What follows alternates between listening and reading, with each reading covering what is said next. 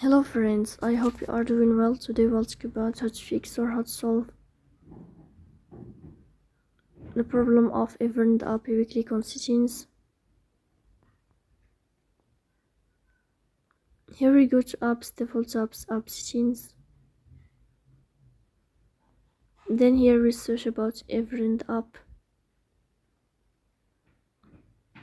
Then we click on first stop and we click OK. Here we'll enter to storage.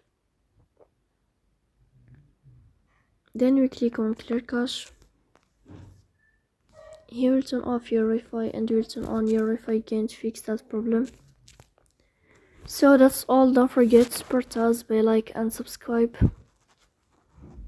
See you next time, and thank you for your watching and your attention.